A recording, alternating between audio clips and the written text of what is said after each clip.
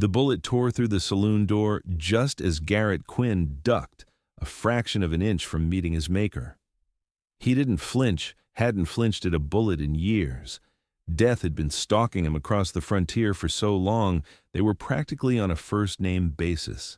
And lately, he'd been wondering why he still bothered to dodge. The year was 1878, and Silvercreek, Arizona territory, was just another dusty nowhere town where Garrett had washed up like driftwood after the war. 13 years since Appomattox, and the nightmares still came. Most nights he drank until they didn't. "Quinn, you cheating son of a bitch." The voice belonged to Hank Mercer, a cattle baron's nephew with more money than sense and a temper that flared hotter than a blacksmith's forge. "Face me like a man," Garrett sighed, set down his whiskey glass, and turned slowly. The saloon had cleared out fast, chairs overturned in the rush to avoid the coming bullets. Only old Pete remained behind the bar, shotgun at the ready and Mercer in the doorway, revolver smoking. "I don't cheat, Mercer. You just can't play cards worth a damn." Garrett's voice was sand and gravel, worn down by years of hard living and harder drinking. "My money says different." Mercer's face was flushed, eyes wild, the kind of look Garrett had seen too many times a man looking to die or kill. Sometimes both. "Then your money's as stupid as you are." Garrett didn't reach for his gun, hadn't decided if today was the day to let a bullet find him. Mercer raised his pistol again, but before he could pull the trigger, Sheriff Wilson's voice boomed from the street. "Lower that weapon, Mercer. Unless you want to spend the night in my jail." The standoff lingered a moment longer before Mercer spat on the floor. "This ain't over, Quinn." He holstered his gun and stormed out. Old Pete exhaled slowly. "One of these days, you're going to run out of luck, Garrett." "Ran out of that a long time ago, Pete." Garrett tossed back the remainder of his whiskey. "Just running on borrowed time now." "You ever think about moving on? Silvercreek's getting too small for your reputation." Garrett shrugged. "One dusty town's the same as another." The door to the saloon opened again, and Garrett's hand hovered near his pistol until he saw it was just Sheriff Wilson, a bulky man with a salt and pepper mustache who'd managed to keep the peace in Silvercreek for nearly a decade. "Quinn, I swear, trouble follows you like a shadow." "Not my fault if some folks can't handle losing." The sheriff shook his head. "I need a favor." Garrett raised an eyebrow. Wilson had never asked him for anything before. "Stage is coming in tomorrow. Got someone important arriving, government surveyor for the new railroad line. Need someone to escort her to the Whitman property where she'll be setting up base." "Her?" "Yes, her. Name's Florence James. And before you say no, I'm offering $20 for a day's work." Garrett considered it.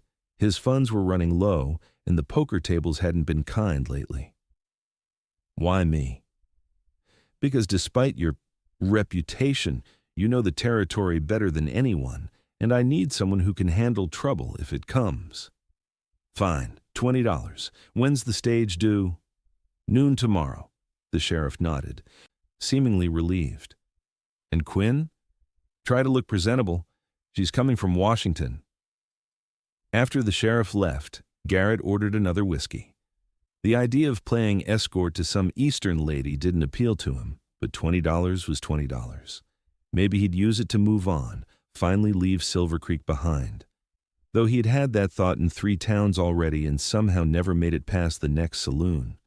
That night, in his sparse room above the stables, Garrett cleaned his Colt revolver by lamplight, an old habit from his days as a Union cavalry officer.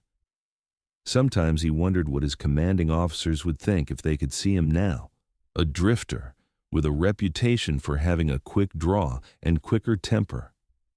Captain Garrett Quinn, once decorated for bravery at Gettysburg, now just another ghost haunting the West. He'd come west after the war seeking something he couldn't name. Peace, maybe, or perhaps just a place where the dead didn't follow him quite so closely. He hadn't found it yet. Morning came too soon.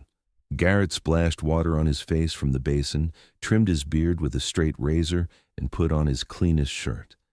His reflection in the cracked mirror showed a man in his late 30s, weather-beaten and hard, with eyes that had seen too much. The scar that ran from his right temple to his jaw, a parting gift from a Confederate saber, stood out stark against his tanned skin. He settled his hat on his head, buckled on his gun belt, and headed downstairs. The stablemaster, Morris, was already at work. "Heading out, Quinn?" "Just to meet the stage. Sheriff's got me playing guide to some government woman." Morris chuckled. "A real lady? In Silvercreek? This I gotta see." Garrett saddled his horse, a sturdy chestnut gelding named Rusty, one of the few constants in his nomadic life. The animal had carried him through dust storms, flash floods, and more than one hasty retreat from trouble. Rusty was getting on in years, just like his owner, but still had plenty of miles left. By the time Garrett rode into town, a small crowd had gathered near the stage depot. News traveled fast in Silvercreek, and the arrival of a female government surveyor was evidently the most exciting thing to happen since the last bank robbery attempt 3 months prior. Sheriff Wilson spotted him and waved him over. "She telegraphed from Tucson. Stage should be right on time." "Joy," Garrett muttered, dismounting and tying Rusty to the hitching post. The distant rumble of the stagecoach grew louder, and soon the cloud of dust heralding its arrival appeared on the horizon. The Tucson to Silvercreek route was notoriously rough, and as the coach pulled into town, it was clear the journey had been arduous. The vehicle was caked in dust, the driver looking haggard.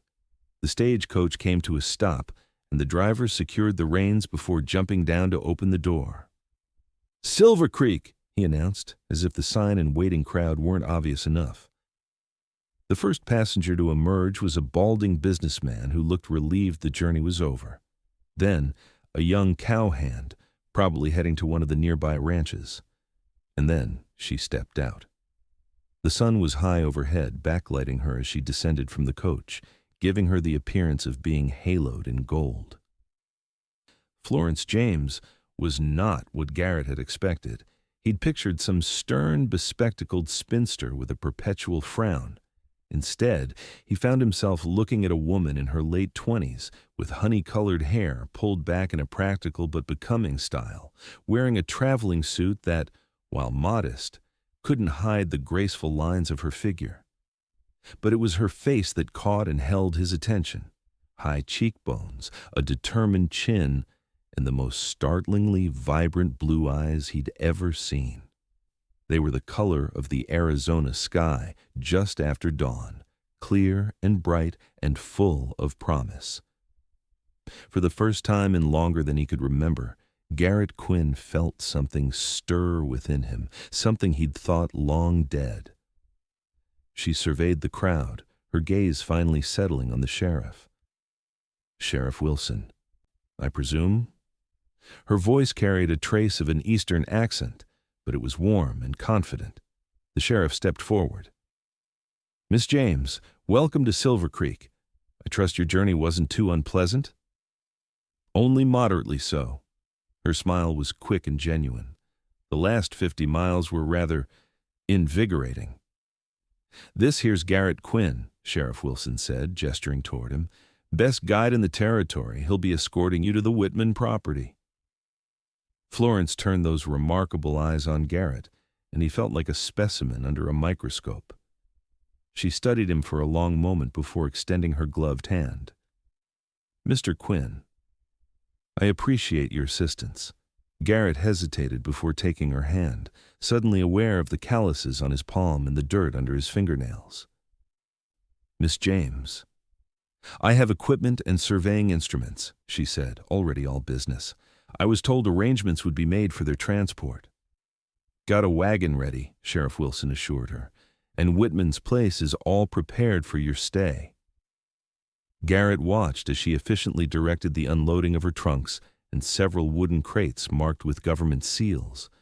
Whatever he'd expected from a government surveyor, it wasn't this confident woman who seemed utterly unfazed by the curious stares of the townspeople or the primitive conditions of Silvercreek. "How long will you be staying in our little corner of nowhere?" Garrett asked as he helped load her equipment onto the wagon. "That depends on how the survey progresses. The railroad company needs detailed topographical information, and there are decisions to be made about the best route through this section of the territory." She glanced at him. "I was told you know this area well." "Better than most." "Good. I may need to pick your brain." Her direct manner was refreshing after the usual pretenses women maintained. Once everything was loaded, Garrett helped her onto the wagon seat. Sheriff Wilson came over for a final word. "Miss James, if you need anything while you're here, you just let me know. Silvercreek's a rough place, but we're proud to be part of the coming railroad." "Thank you, Sheriff. I'm sure Mr. Quinn and I will manage just fine." She settled her skirts and looked expectantly at Garrett. He climbed up beside her, uncomfortable with their proximity. It had been a long time since he'd been this close to a woman who wasn't a saloon girl or someone's wife serving him dinner. "The Whitman place is about 5 miles outside of town. Road gets rough in places. I've traveled over 2,000 miles to get here, Mr. Quinn. I think I can manage 5 more." Garrett clicked his tongue and set the horses in motion, Rusty following behind the wagon on a lead rope. The townsfolk watched them go, and he could already imagine the gossip that would be flowing in the saloon tonight. Garrett Quinn, escorting the pretty Eastern surveyor. Some would be taking bets on how long before he ruined her reputation, or whether she'd run screaming back to Washington after a week in the territory. They were barely out of town when Florence spoke again. "You don't talk much, do you, Mr. Quinn?" "Not unless I've got something worth saying. A philosophy more men should adopt." There was a hint of amusement in her voice. "Sheriff Wilson mentioned you were in the war." Garrett stiffened. "A lot of men were. My brother died at Cold Harbor, Union cavalry." The simple statement hung between them. Garrett had been at Cold Harbor, had seen men cut down like wheat, had heard the screams that still echoed in his nightmares. "I'm sorry," he said finally. It seemed inadequate. "Were you cavalry as well?" He nodded, eyes fixed on the road ahead. 6th Pennsylvania. "Daniel, my brother, was with the 2nd New York." They lapsed into silence, but it was different now, charged with an unspoken understanding.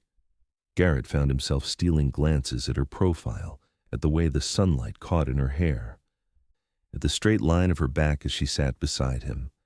She didn't flinch at the rough patches in the road, didn't complain about the heat or the dust.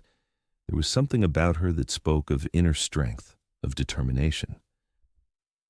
"What brings a woman to survey work?" he asked eventually. "Seems unusual." She smiled slightly. "My father was a surveyor for the Army Corps of Engineers. He taught me everything he knew.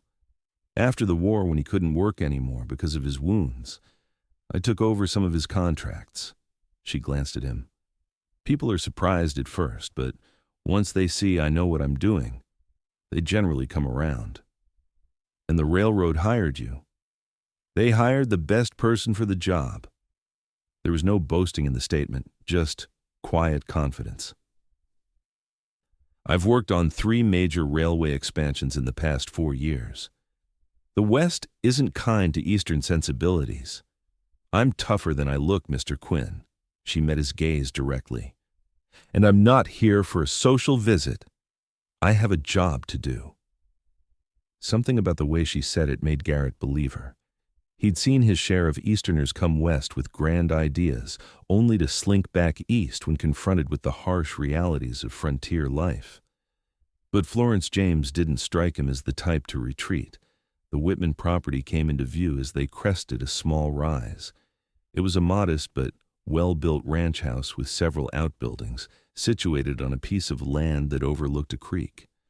Old man Whitman had died the previous winter, and his children, all living back east, had been trying to sell the property ever since. In the meantime, it made an ideal base for a government surveyor. "It's lovely," Florence remarked, taking in the view. "The maps didn't indicate such a good water source nearby." Creek runs year-round, Garrett said. One of the reasons Whitman chose this spot. They pulled up to the house, and Garrett helped Florence down from the wagon before starting to unload her equipment. To his surprise, she immediately pitched in, handling the heavy cases with practiced ease. "I can manage from here, Mr. Quinn," she said once everything was inside. "Please thank Sheriff Wilson for the arrangements." Garrett hesitated. "You sure? It's isolated out here." "I've worked in far more remote locations. Besides, I have this." She reached into her satchel and pulled out a small derringer. "I know how to use it." For some reason, the sight of the diminutive weapon in her delicate hand made Garrett want to smile, something he rarely did these days. "That pea-shooter won't stop much." It stopped men with far more confidence than sense. She tucked it away again. "I'll be fine, Mr. Quinn, though I may need a guide for some of my survey work in the coming days. Sheriff hired me for today only. Then I'll have to negotiate with you directly." She reached into another bag and pulled out 2 gold coins. $20 is agreed with the sheriff, and I'll pay the same daily rate when I need your services again." Garrett took the money, noticing the clean scent of lavender that clung to her. "You seem mighty certain I'll agree. The sheriff says you're the best. I need the best." She smiled then. A genuine smile that transformed her face from merely pretty to something that made Garrett's chest tighten unexpectedly. "Besides, Mr. Quinn, I suspect you could use the work as much as I need the guidance." He couldn't argue with that. "When do you want to start?" "I'll need a day to set up my equipment and review my preliminary maps. The day after tomorrow, perhaps. Early morning would be best." Garrett nodded. "I'll be here at dawn." As he rode away, leading the wagon back to town, Garrett found himself thinking about Florence James far more than he should. She was a job, nothing more. A temporary resident who would complete her survey and return to civilization while he continued his aimless existence in the territories. But something had changed, some small shift in the world that he couldn't quite identify. For the first time in years, he found himself looking forward to the dawn. The next day passed slowly for Garrett. He returned the wagon, collected his belongings from his room above the stables, and moved them to a small cabin on the edge of town that he sometimes rented when funds allowed. If he was going to be working regularly, he wanted a more private place to stay than the noisy rooms above the livery. He spent the afternoon repairing a loose board on the cabin's porch and restocking supplies. Several times he caught himself wondering what Florence was doing at the Whitman place, whether she'd settled in, if she'd encountered any problems. It annoyed him, this unwanted concern. That evening, he avoided the saloon, choosing instead to sit on his porch with a bottle of whiskey, watching the sunset paint the distant mountains in shades of gold and crimson. He drank less than usual, mindful of the early start tomorrow. Another change that gave him pause. He was up before first light, saddling Rusty by lantern light and strapping on an extra canteen. The morning air was cool, a welcome relief before the heat of the day set in. As he rode out of town, the eastern sky was just beginning to lighten, a pale glow that pushed back the darkness. Florence was already outside when he arrived at the Whitman place, dressed in a practical outfit that surprised him, a split riding skirt and sturdy boots with a man's shirt and vest.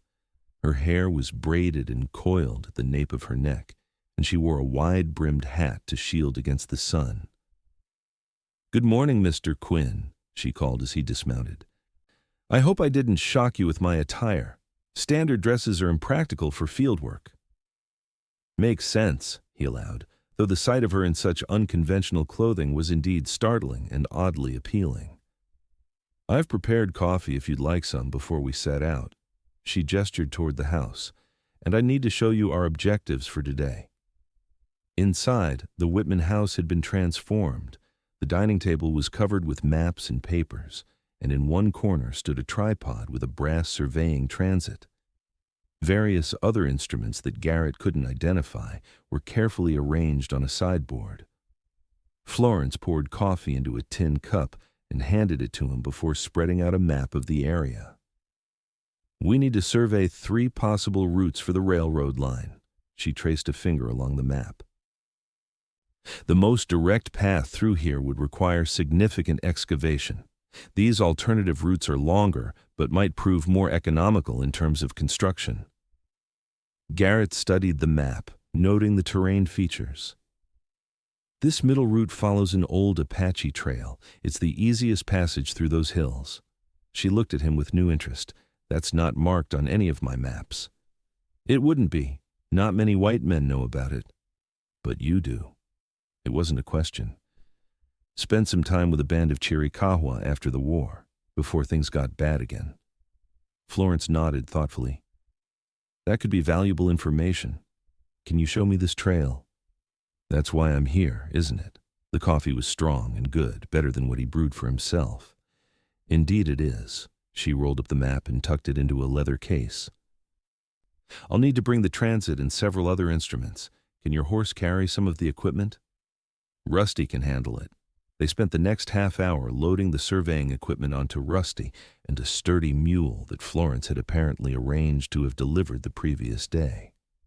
She worked efficiently, explaining the purpose of each instrument as they packed. "This is a barometric altimeter," she said, carefully securing a brass device. "It measures elevation based on atmospheric pressure, and this is a precision compass with clinometer attachments for measuring slopes." Garrett found himself impressed despite his intention to remain detached. The woman clearly knew her business. Once they were mounted, Florence astride a bay mare, they set off toward the hills that marked the proposed railroad routes.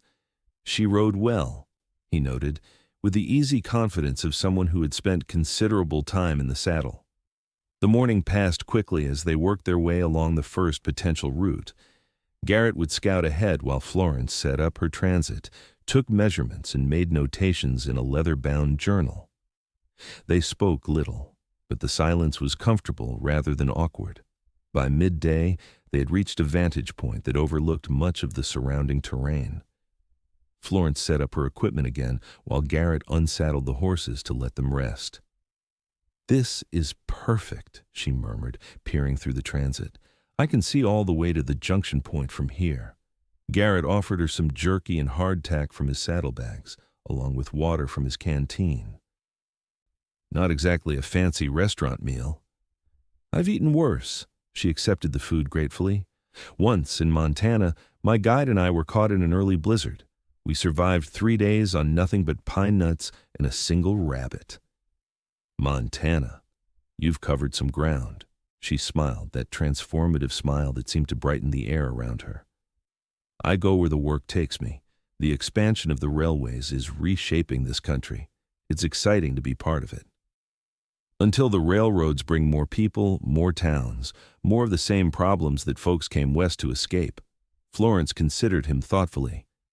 "You don't sound like a man who believes in progress, Mr. Quinn. Seen too much progress that didn't improve anything but some rich man's bank account.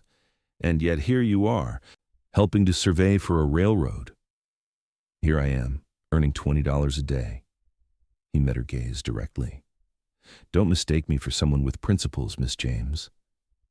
"I think you have more principles than you admit to, Mr. Quinn." She returned to her hardtack, a small smile playing at her lips. After their sparse meal, they continued along the proposed route. The terrain grew rougher, and several times Garrett had to help Florence navigate particularly difficult passages, his hand at her elbow or the small of her back. Each touch, though professional and necessary, sent an unexpected jolt through him. "Tell me about the Apache Trail," she said as they approached the hills where it was located. "It's an old path, used for generations, follows natural contours, avoids flash flood areas. The Chiricahua knew every inch of this territory." "And how did you come to know them?" "That's unusual for a former Union officer." Garrett was silent for a long moment. Few people knew about that period of his life, and he rarely spoke of it. But something about Florence James made him want to explain. "After the war, I was lost, drifting. Ended up in a bad way wounded. No horse, no water. A hunting party found me. Their medicine man, Tall Hawk, decided I should live. He shrugged as if it were of little consequence. I stayed with them for almost a year. They taught you their ways. Some. Enough to survive out here. Would have stayed longer, but the army started pushing them toward the reservation. Didn't want to be part of that. Florence nodded, understanding in her eyes. The government's treatment of the native peoples has been shameful. Her comment surprised him. Most Easterners, especially those working for the government, held very different views. You don't think they're just savages standing in the way of civilization? He asked. I think civilization has a lot to answer for. Her voice was quiet, but firm. My father taught me to respect knowledge, no matter its source. The peoples who have lived on this land for generations know things that our so-called educated engineers could learn from. They had reached the beginning of the Apache Trail, barely visible to untrained eyes, just a subtle path where the grass grew slightly differently, where the rocks had been moved in patterns that seemed natural but weren't. This is it, Garrett said, dismounting. Follows that ridge, then cuts through a narrow pass. Comes out about 3 miles east of where your second proposed route ends. Florence dismounted as well, her eyes scanning the landscape with a surveyor's precision. Show me. They left the horses ground-tied with plenty of slack and proceeded on foot, Garrett carrying some of her lighter equipment. The trail was narrow in places, forcing them to walk single file, but it offered a remarkably direct path through terrain that would otherwise be difficult to traverse. This is perfect, Florence said, as they emerged from a section where the trail wound between 2 large rock formations. The grade is manageable, the curves are gentle enough for a train. This could save thousands of dollars in construction costs. Her excitement was palpable, and Garrett found it oddly infectious. When was the last time he'd felt genuinely enthusiastic about anything? They spent the remainder of the afternoon taking detailed measurements of the trail. As the sun began to lower toward the western horizon, Florence finally packed away her instruments with reluctance. We should head back, Garrett said. Don't want to be on the trail after dark. Of course. She secured her notebook in her saddlebag. This has been incredibly productive, Mr. Quinn. Thank you. The ride back to the Whitman place was quiet, both of them tired from the day's work. As they approached the house, the setting sun cast long shadows across the landscape, gilding everything in warm light. Florence's hair seemed to catch fire in the glow, copper highlights shimmering in the honey gold strands that had escaped her braid. Same time tomorrow? Garrett asked as he helped unload the equipment. Yes, please. She stretched, working out the kinks from a long day in the saddle. We'll explore the third potential route. He nodded, suddenly reluctant to leave. You got enough supplies? Town's a fair distance if you need anything. I'm well stocked, thank you. She hesitated. Though I wouldn't say no to company for dinner. I made a stew this morning before you arrived, and there's plenty.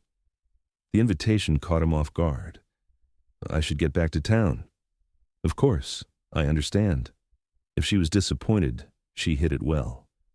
Until tomorrow then, Mr. Quinn. He was halfway down the path to where Rusty waited when he stopped, turned around, and found himself saying, Actually, that stew sounds good. The smile she gave him was worth the momentary discomfort he felt at changing his mind. Excellent. Let me just freshen up and I'll serve it right up. Garrett took care of the horses, making sure they were fed and watered, giving himself time to question his decision. Sharing a meal with Florence James wasn't part of the job. It was crossing a line he'd drawn for himself long ago, keeping people, especially women, at a safe distance. By the time he entered the house, Florence had changed into a simple blouse and skirt, her hair loose around her shoulders. The transformation from professional surveyor to young woman was striking. The stew was bubbling in a pot over the fire, filling the room with savory aromas. I hope you like rabbit stew, she said, gesturing for him to sit at the table, which she'd cleared of maps and equipment.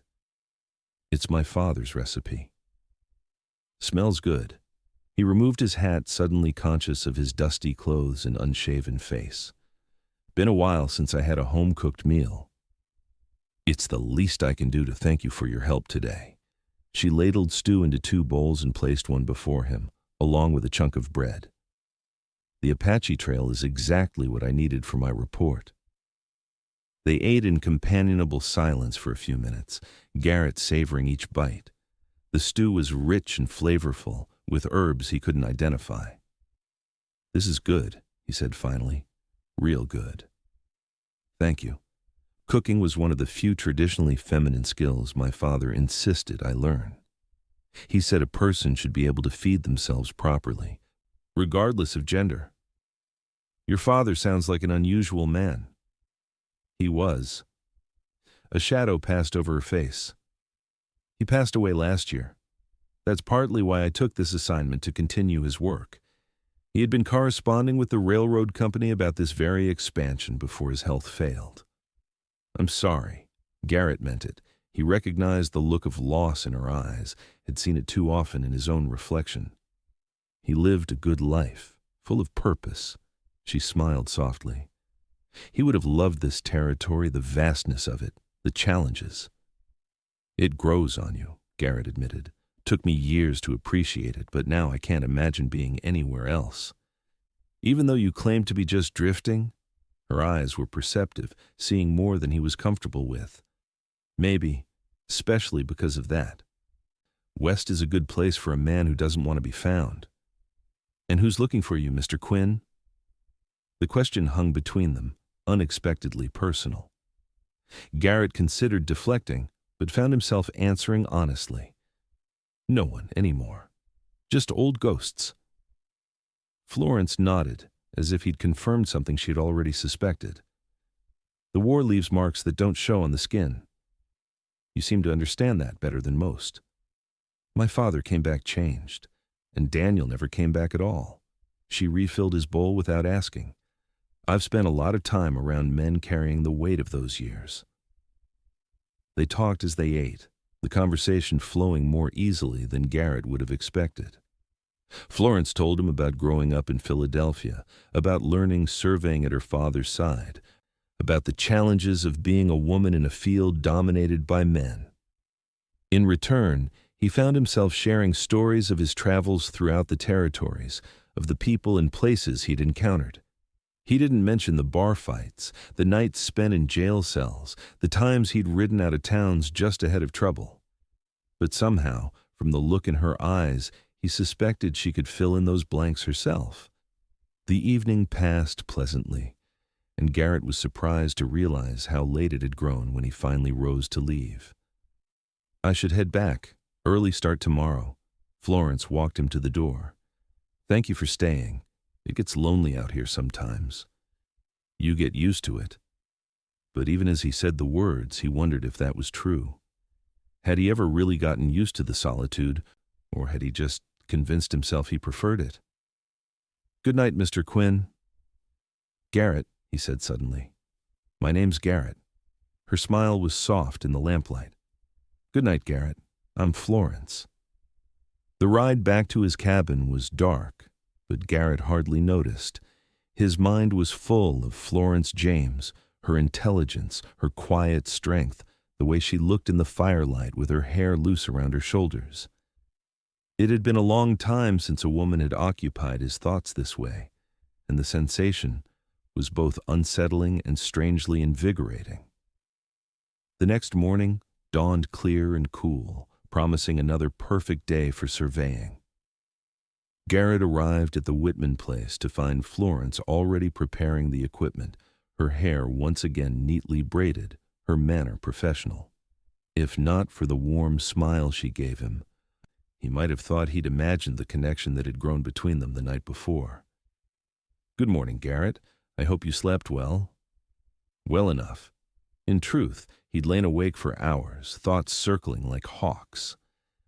"I've been studying the maps further, and I think we should focus on this area today." She pointed to a section of the third proposed route.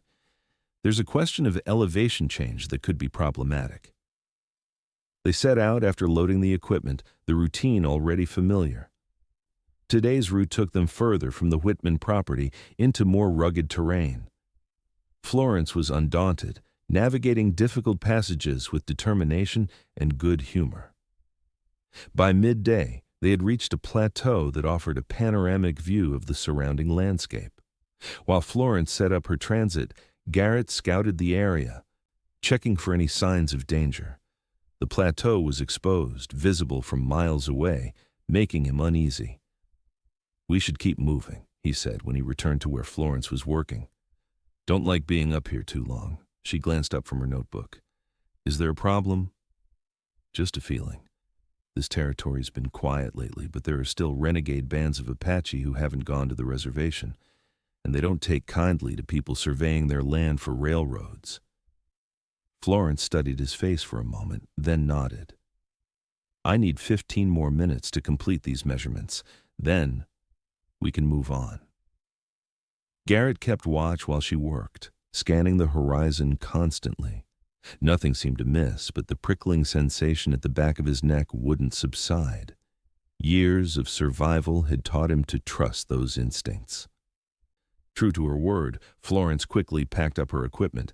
They had just mounted their horses when Garrett spotted movement on a distant ridge. "Riders," he said tersely, 3 of them, moving fast. Florence followed his gaze. "Hostiles?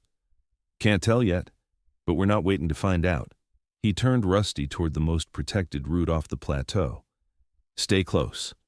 They rode at a controlled pace, not fast enough to risk the horses on the rocky terrain, but quick enough to put distance between themselves and the unknown riders. Garrett led them down a narrow path that wound between large boulders, providing cover and making pursuit more difficult. "Are they following?" Florence asked, her voice steady despite the potential danger. Garrett glanced back. "Yes, but they're having to take it slow, too. We'll lose them in the canyon ahead." The canyon was a twisting gash in the earth, its walls rising 30 feet on either side. It was a dangerous place if flash floods came, but on a clear day like today, it offered the perfect escape route, narrow enough that they would be difficult to track, with multiple branches that could confuse pursuers. They had just entered the canyon when the first shot rang out, the bullet striking rock near Garrett's head, sending chips flying. "Go!" he shouted, drawing his revolver and returning fire to cover Florence as she urged her mare forward. The pursuers were closer than he'd realized, and now he could see they weren't Apache at all. They were white men, rough-looking characters that he recognized from town. Hank Mercer's men. The cattle baron's nephew had apparently decided to take his revenge by targeting the woman Garrett was escorting. Florence had reached a fork in the canyon. Without hesitating, she took the right branch, demonstrating again her quick thinking under pressure. Garrett followed, firing once more before ducking around the bend. "Mercer's men," he explained as they rode hard down the narrowing passage. "The fool from the saloon the day you arrived. Why would he? He thinks I cheated him at cards. Wants to get back at me through you, most likely." Florence's expression hardened. Coward. They emerged from the canyon onto a wooded slope, the trees providing welcome cover. Garrett listened carefully but heard no immediate signs of pursuit. "They'll have to guess which fork we took," he said. "Buys us some time. But we can't go straight back to Whitman's place. They'll expect that." "Where then?" Garrett considered their options. "There's an abandoned line shack about 3 miles east of here. We can hole up there until dark, then circle back." Florence nodded, trusting his judgment. They rode at a steadier pace now, Garrett leading them on a winding route through the trees to further confuse any pursuit. The line shack appeared as the afternoon sun began its westward descent, a small, weathered structure nestled against a hillside, nearly invisible until they were upon it. "It's not much," Garrett said as they dismounted, "but it'll serve." "I'm not particular." Florence helped unload the essential equipment, leaving the heavier items on the horses. "Should we bring the horses inside?" "No room. We'll hide them in that stand of cottonwoods by the creek." He pointed to a dense cluster of trees 100 yards away. "They'll have water there, and they'll be out of sight." Once the horses were secured, they entered the shack. It was a single room with a dirt floor, containing nothing but a crude table, a three-legged stool, and the remains of a straw pallet in one corner. Dust and cobwebs covered every surface, and the air was stale. "Home sweet home," Florence said dryly, setting down her satchel. Garrett checked the small stone fireplace. No sign of recent use, probably been abandoned for at least a year. He glanced at her. "We can risk a small fire once it's dark. Nights get cold up here. I'm more concerned about your trigger-happy friend and his companions than about the cold." "Mercer's no friend of mine." Garrett peered through a crack in the shuttered window. "No sign of them yet. Might have lost our trail. Or they might be waiting for us to return to the Whitman place." "Possible." He turned to find her unpacking some food from her saddlebag. "Either way, we're staying here till after dark." They shared a simple meal of jerky, dried apples, and the last of the bread Florence had brought. The tension of their escape gradually eased as the afternoon wore on with no sign of pursuit. Garrett kept watch while Florence organized her notes from the day's surveying, determined not to lose the valuable data they'd collected. As dusk approached, Garrett built a small fire in the fireplace, using the driest wood he could find to minimize smoke. The flames cast flickering shadows on the walls of the shack, creating an intimate atmosphere that made him acutely aware of Florence's presence. She sat cross-legged on the floor, her notebook open on her lap, the firelight playing across her features. With her hair coming loose from its braid and smudges of dust on her cheek, she looked less like a government surveyor and more like a frontier woman, adaptable, resilient. "Thank you," she said suddenly, looking up from her notes. "For what?" "Keeping me safe today, knowing what to do." She closed the notebook. "I've been in some difficult situations before, but never with guns involved. Just doing my job." "Is that all it is?" "A job?" Her gaze was direct, challenging. Garrett looked away, uncomfortable with the question. "What else would it be?" "I don't know." Florence set aside her notebook and moved closer to the fire, close enough that her shoulder nearly touched his where he knelt, feeding another stick to the flames. "But I think there's more to Garrett Quinn than a hired gun who doesn't care about anything or anyone." The proximity was unsettling. He could smell the lavender scent of her hair, see the pulse beating at her throat. "You don't know me." "I'm beginning to." Her voice was soft. "I see how you watch the horizon, not just for danger, but with appreciation. How you name every plant and animal we pass. How you speak of the Apache with respect, rather than fear or hatred. These aren't the actions of a man who's given up." "Maybe I'm just good at pretending." "No," she shook her head.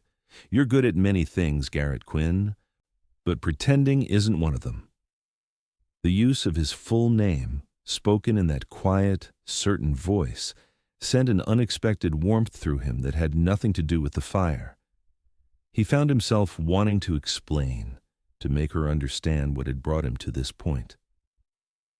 "After the war," he said slowly, "I couldn't go home. Couldn't face the people who expected me to be the same man who left. That man died somewhere in Virginia, in the mud and the blood." He poked at the fire, watching the sparks rise. "So I came west. Thought maybe I could outrun the nightmares, find something worth living for again." "And did you?" "Found plenty worth dying for. That came easier." Florence was silent for a long moment. "My father used to say that surviving is the easy part. It's living that takes courage. Your father was a wise man." "Yes." She smiled softly. "He also said that the heart knows what it wants, even when the mind refuses to listen." Garrett looked at her then, really looked at her, and saw something in her eyes that both terrified and exhilarated him, a spark of interest, of attraction, that mirrored his own confused feelings. The moment stretched between them, taut with possibility.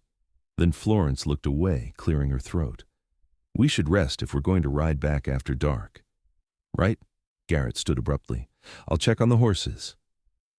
Outside, the evening air was cool on his face, a welcome relief from the charged atmosphere inside the shack. What was he thinking?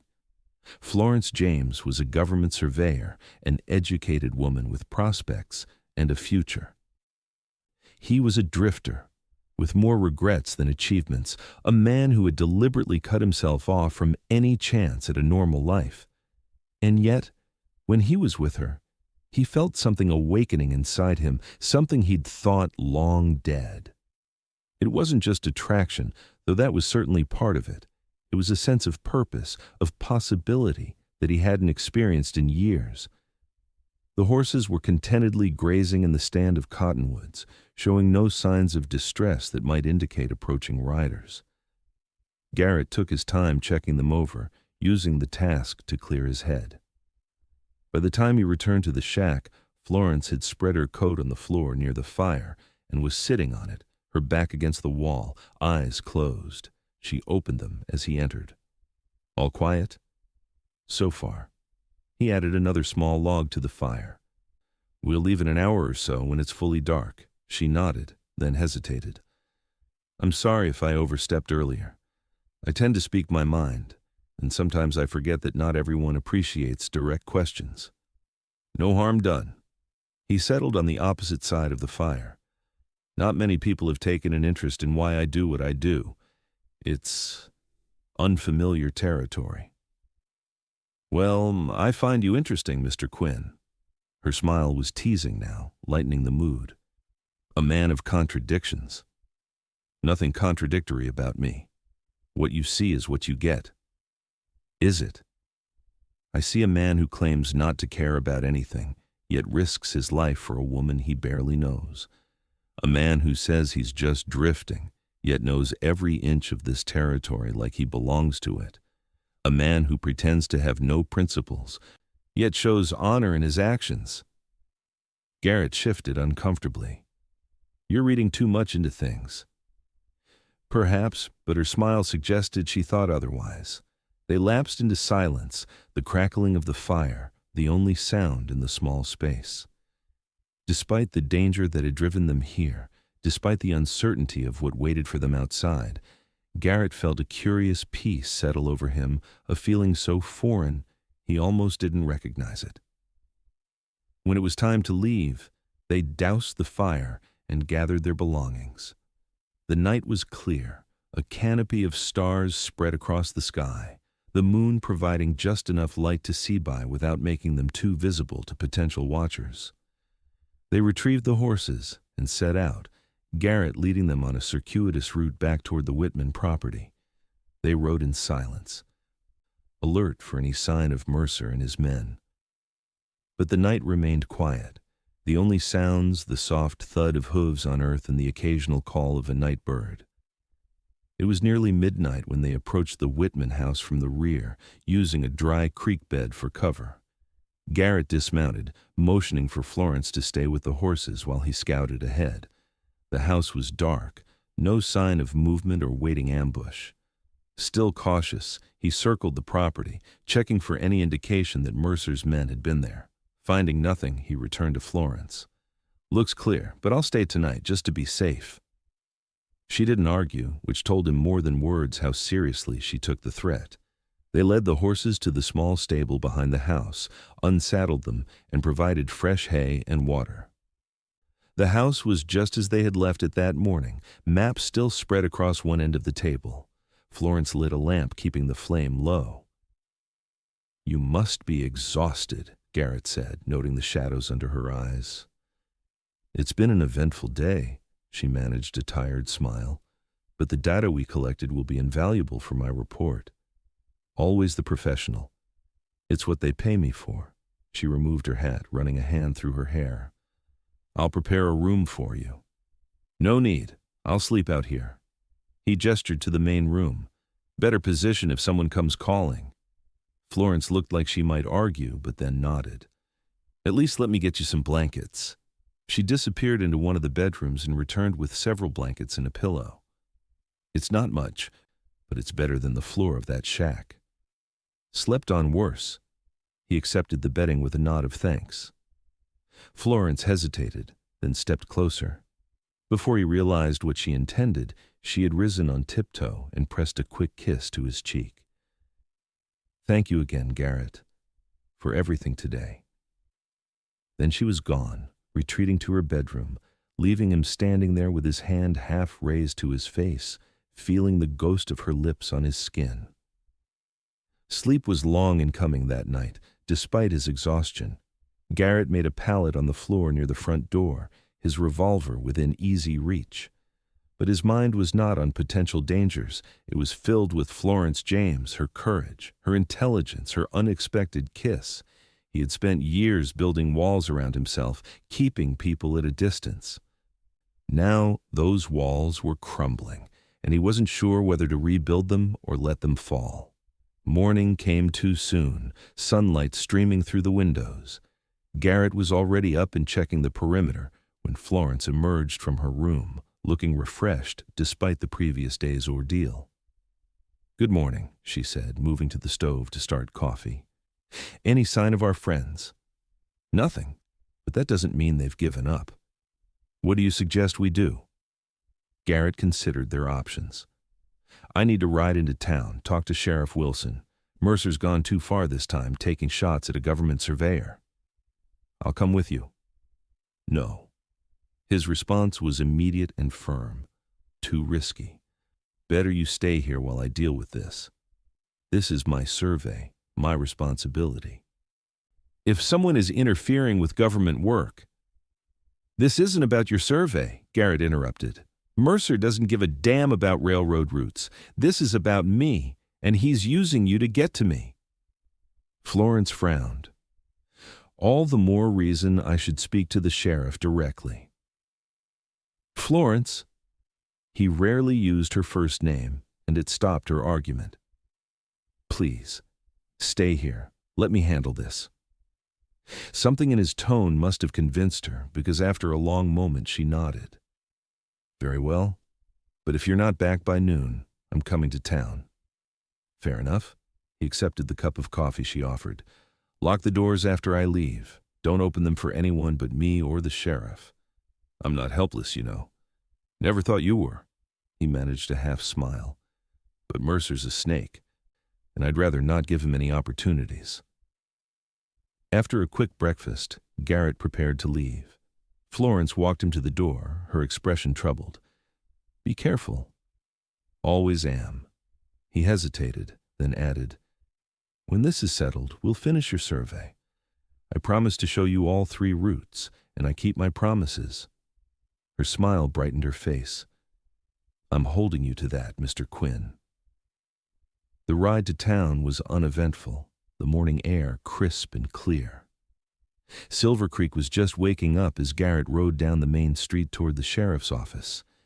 A few early risers nodded in greeting, but he detected an undercurrent of tension in their manner. Word of yesterday's incident had obviously spread. Sheriff Wilson was at his desk, a cup of coffee and half-eaten breakfast before him. He looked up as Garrett entered, his expression grim. "Been expecting you, Quinn. Then you know what Mercer did yesterday?" "Heard rumors. You want to fill me in on the details?" Garrett gave a concise account of the ambush, the chase, and their night in the line shack. The sheriff listened without interruption, his frown deepening. "Damn fool," he muttered when Garrett finished. "Ambushing a government surveyor? That's federal charges right there." "Where is he now?" "Mercer. Holed up at his uncle's ranch, far as I know, but his men were in town late last night drinking and bragging." Wilson stood, buckling on his gun belt. "I'll ride out there, have a word with Hiram Mercer about his nephew's behavior." "I'm coming with you?"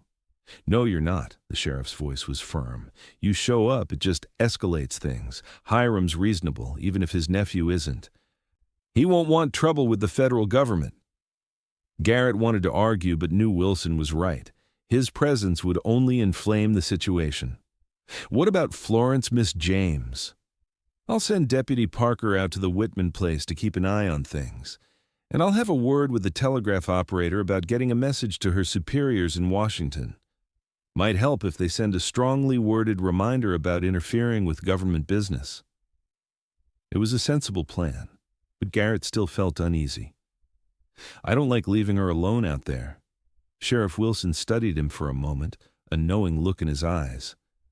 Miss James seems like a capable woman, and Parker's a good deputy. She'll be fine until this is sorted. If anything happens to her, it won't, the sheriff clapped him on the shoulder.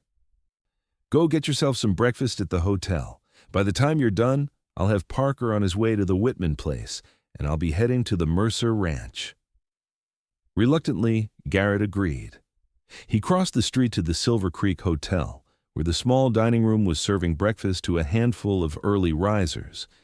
He ordered coffee and a plate of eggs and bacon, forcing himself to eat despite his lack of appetite. His meal was interrupted by the arrival of old Pete from the saloon, who slid into the chair across from him without invitation. Hear you've been having some excitement, Quinn. Word travels fast. Small town. Pete leaned closer. Listen, there's something you should know. Mercer's men weren't just drinking and bragging last night. They were planning. Garrett's attention sharpened. Planning what? Overheard them talking about teaching a lesson to Quinn's fancy lady surveyor. Said something about how if they couldn't catch you together, they'd settle for her alone. A cold knot formed in Garrett's stomach. When was this? Late, after midnight. They left town heading east not long after. Pete's eyes were serious. Thought you should know.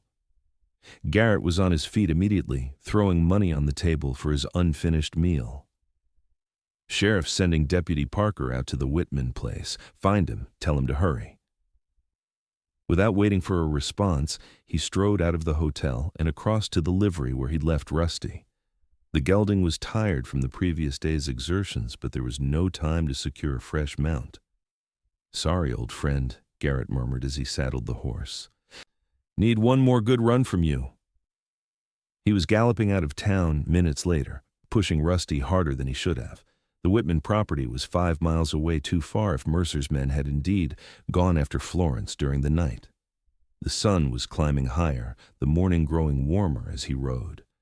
Garrett strained his eyes for any sign of trouble ahead, his hand never far from his revolver. He hadn't felt this kind of fear in years, not for himself, but for someone else.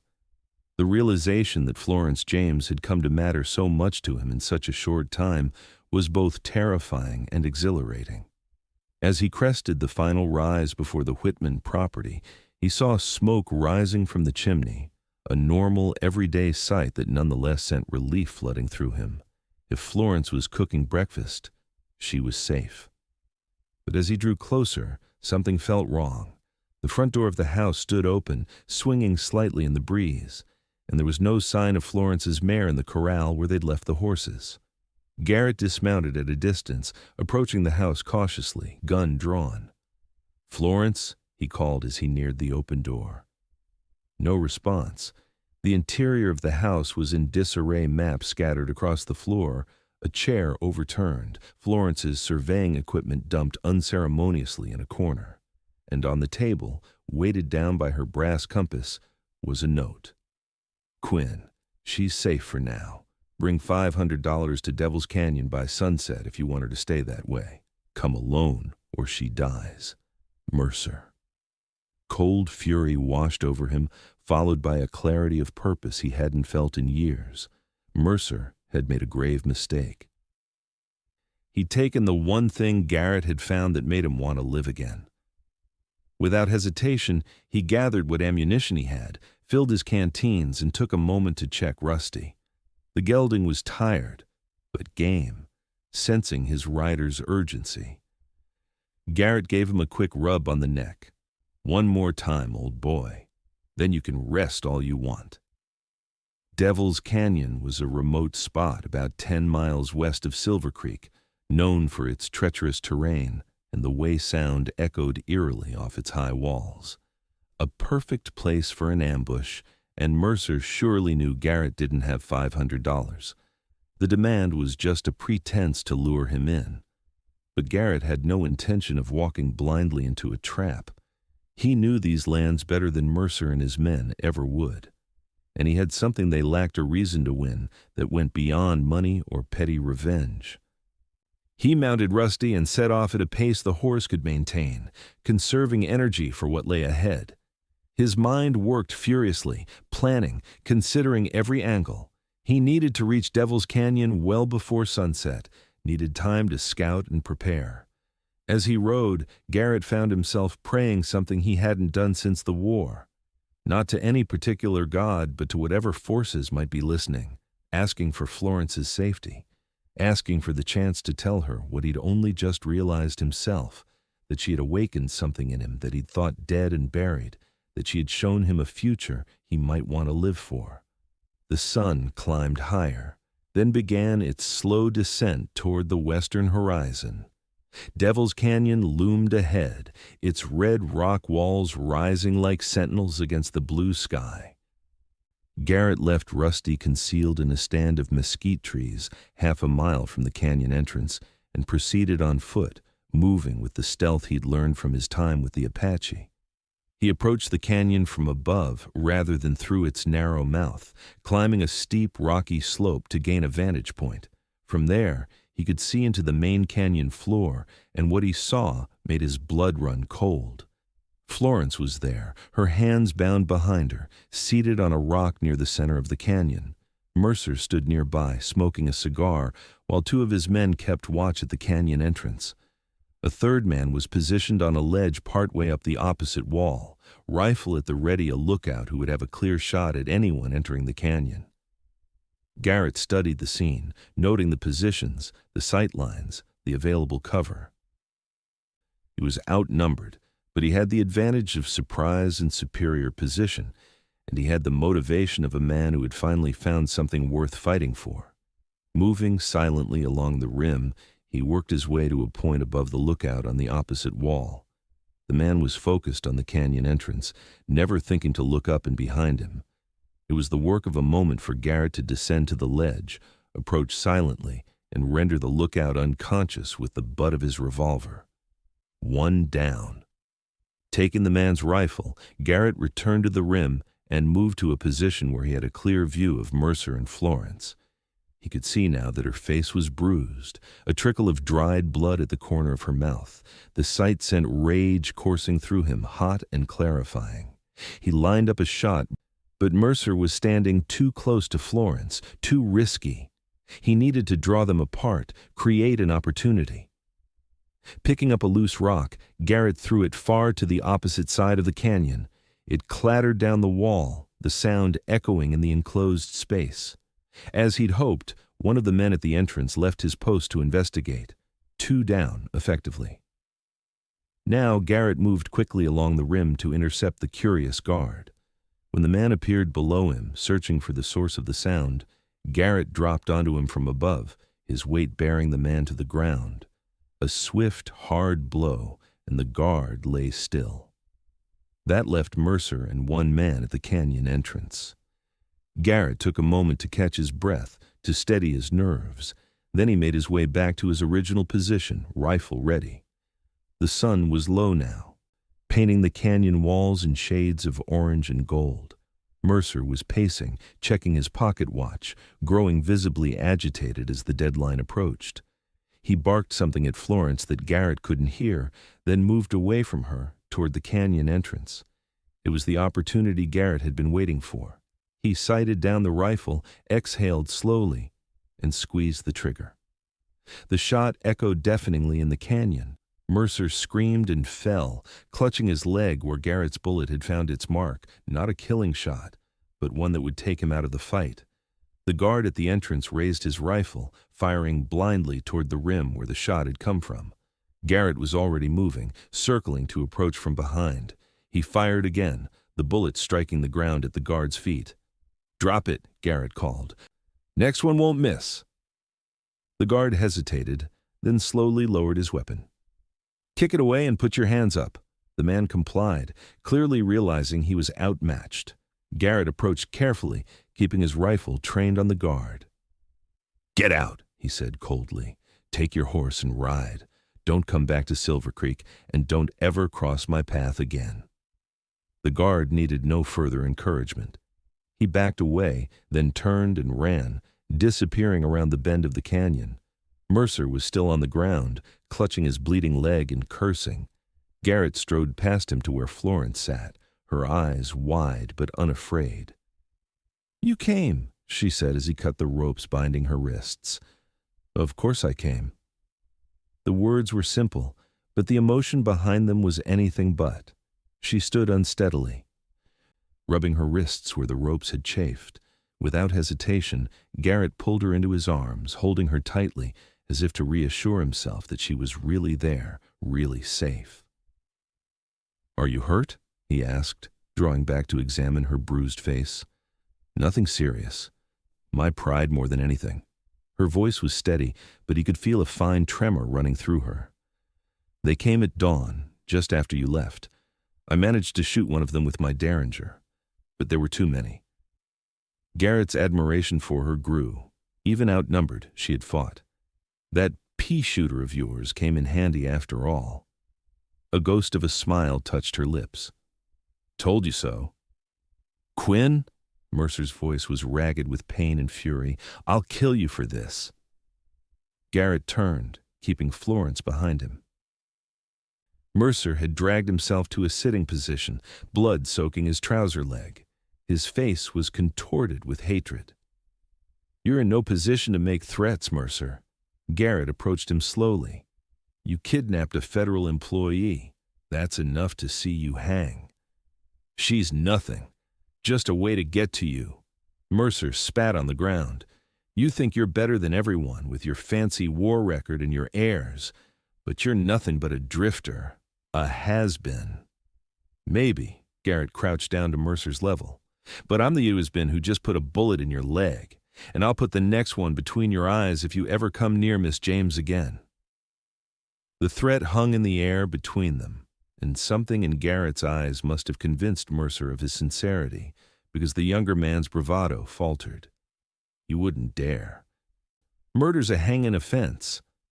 So is kidnapping, and I've got nothing to lose." The lie came easily to his lips, though Garrett knew it wasn't true anymore.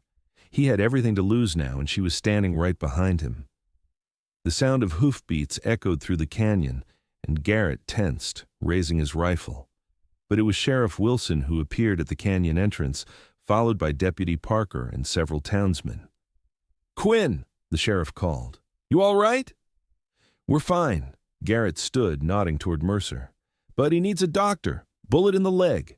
Wilson dismounted and approached, taking in the scene with a practiced eye. "Miss James, you hurt?" "I'll be all right, Sheriff." Florence moved to stand beside Garrett, her shoulder brushing his in a way that seemed both casual and deliberate. "Got your message from old Pete," Wilson explained. "Rounded up a posse and came as quick as we could. Looks like you handled things, though." "Just doing what needed doing." Garrett handed the borrowed rifle to Deputy Parker. "Mercer's lookout is up on that ledge, unconscious. Another one of his men is somewhere up the eastern slope in the same condition. The third ran off." Wilson nodded, impressed. "You've been busy." He turned to the townsman who had accompanied him. "Johnson, help the deputy get Mercer on a horse. Davis, go find that lookout. The rest of you spread out and see if you can find the others." As the men moved to comply, the sheriff turned back to Garrett and Florence.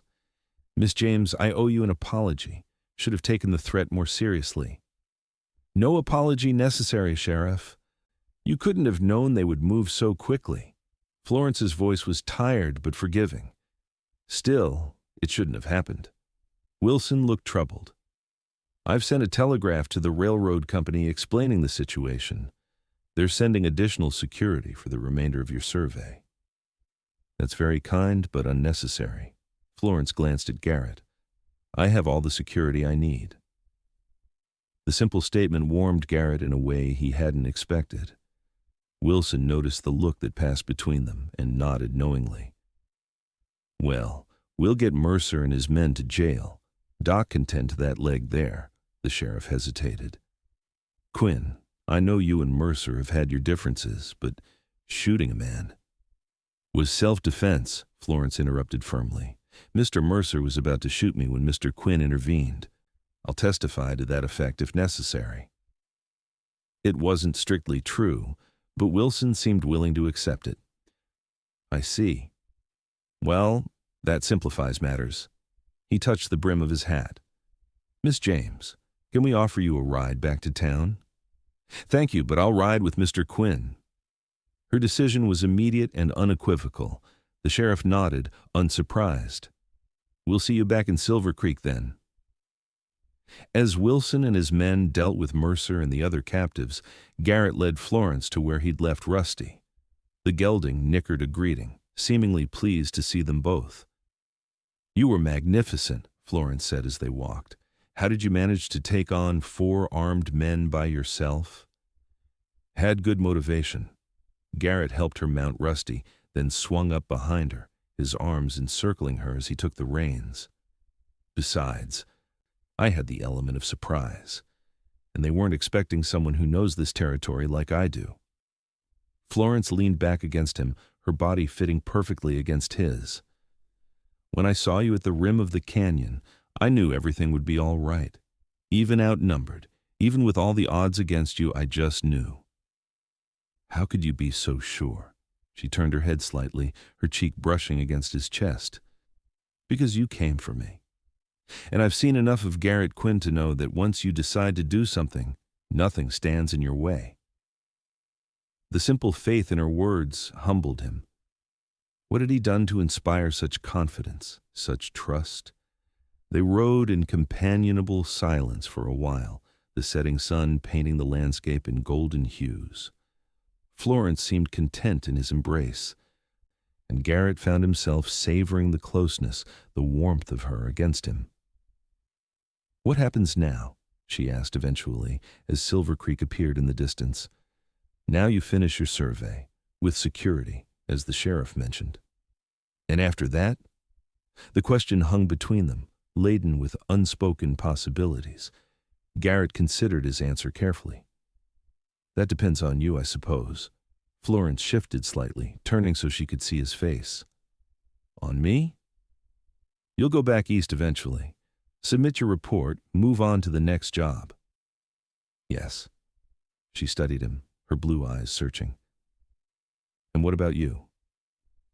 Garrett had asked himself the same question repeatedly since meeting Florence James. What would he do when she left? Return to his aimless drifting? The thought held no appeal anymore. I don't know, he admitted. For the first time in years, I'm not sure what comes next. Because of me? Her voice was soft, hesitant in a way he'd never heard before. Because of you, he confirmed. You've changed things, Florence, changed me. For the better, I hope. Definitely for the better. He tightened his arms around her slightly. You made me remember what it feels like to have a purpose, to care about tomorrow. They were approaching the outskirts of town now, the lights of Silvercreek glowing in the gathering dusk. Garrett reined Rusty to a stop, reluctant to return to the scrutiny of curious eyes just yet. Florence turned fully in the saddle to face him, her expression serious.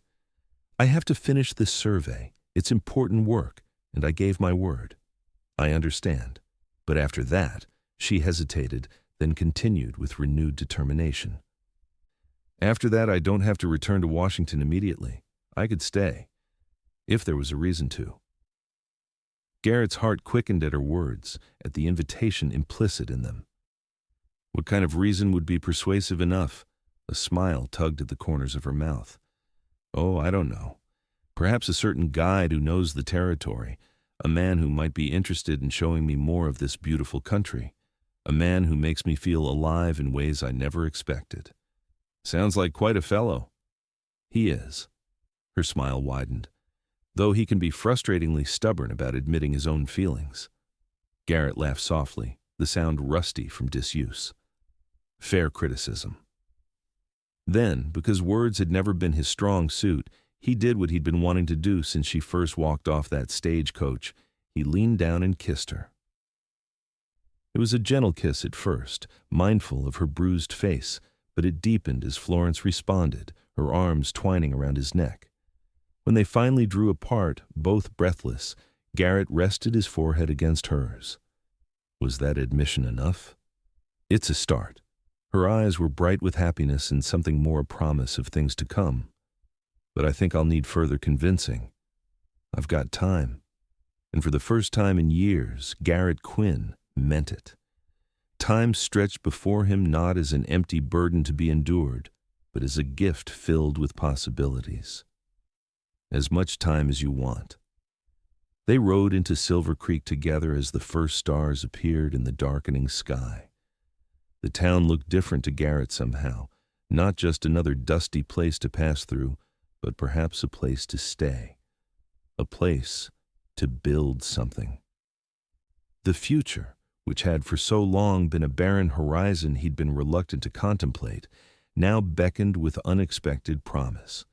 All because a determined surveyor with sky-blue eyes had walked into his life like sunrise, illuminating corners of his soul he'd thought forever lost to shadow. 2 months later, Florence James completed her survey of the territory around Silvercreek.